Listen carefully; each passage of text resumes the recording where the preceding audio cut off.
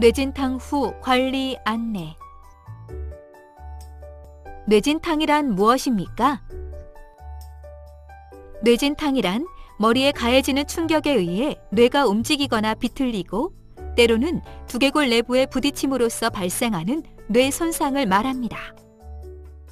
뇌진탕은 뇌의 구조에 영향을 미치기보다는 뇌가 기능하는 방식에 변화를 가져올 수 있습니다.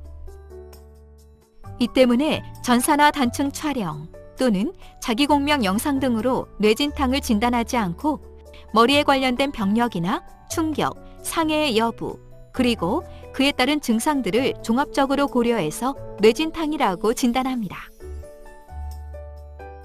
뇌진탕의 원인들로는 무엇이 있습니까? 스포츠나 레크레이션 활동 중 머리나 얼굴에 충격이 가거나 목에 갑작스런 흔들림이 가해지는 운동, 교통사고, 머리나 얼굴에 충격을 받는 낙상, 머리 위에 무거운 물체가 떨어진 경우, 자동차 문이나 트렁크 등 무거운 것에 의해 머리나 얼굴에 충격을 받은 경우. 뇌진탕 후 나타날 수 있는 증상은 어떠한 것들이 있습니까?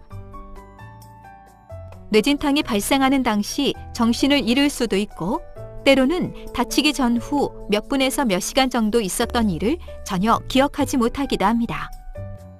그 외에 뇌진탕의 징후나 증상들은 애매해서 알아채기 힘들 수 있습니다.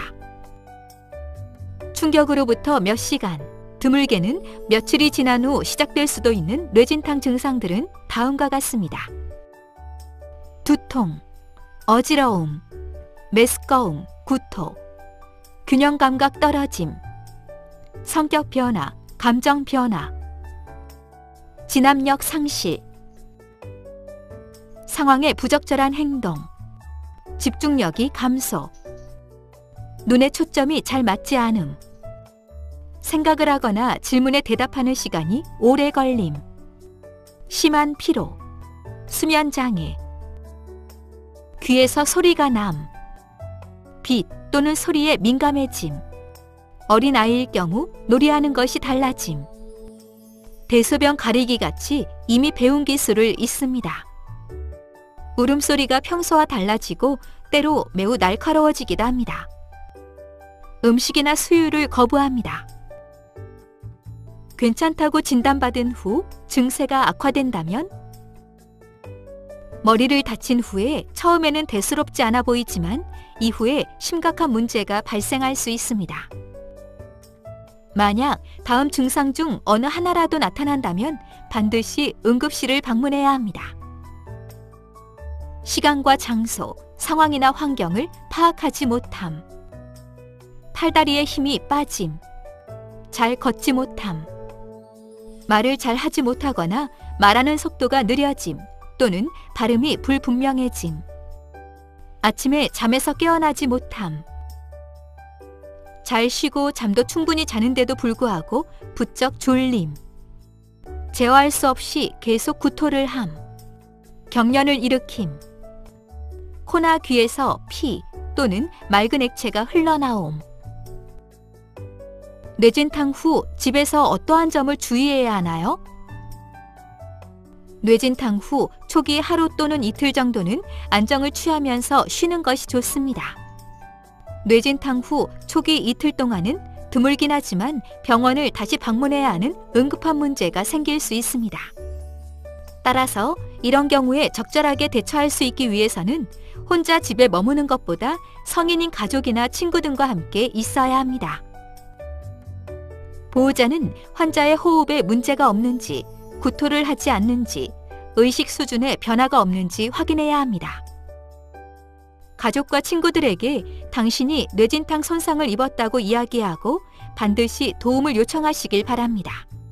뇌진탕 후 이틀이 지나면 침대에만 누워있기보다 걷기와 같은 가벼운 활동을 하는 것이 좋습니다. 머리를 부딪힌 부분이 아플 때는 얼음팩을 수건으로 감싼 후에 통증이 있는 부위를 가볍게 압박합니다. 이때 피부에 직접 얼음을 적용하면 안 됩니다. 한 번에 10분 이하로 적용하는 것이 좋습니다. 두통이 심할 때는 처방받은 진통제를 복용하십시오. 다양한 증상이 완전히 회복될 때까지 음주는 하지 마십시오. 초기, 특히 머리를 다친 후 며칠 동안은 뇌 활동을 쉬게 해주십시오. 예를 들어 많은 생각과 집중을 요하는 활동은 피하십시오. 휴가를 낼 수 있다면 집에서 쉬는 것이 좋습니다. 집에서 쉴 때에도 TV 시청, 컴퓨터, 게임 등 집중을 요하는 활동은 하지 마십시오. 일이나 학교 생활, 스포츠 등에는 점진적으로 복귀하는 것이 좋습니다. 증상이 조금 좋아졌다고 느끼면 갑자기 100% 예전 활동으로 복귀하는 경우가 많은데 이런 경우에는 증상이 악화될 위험이 있습니다. 만약 학생이라면 며칠 정도는 오전 수업만 들어보고 감당할 수 있다면 수업에 모두 복귀하는 식으로 진행하는 것이 좋습니다.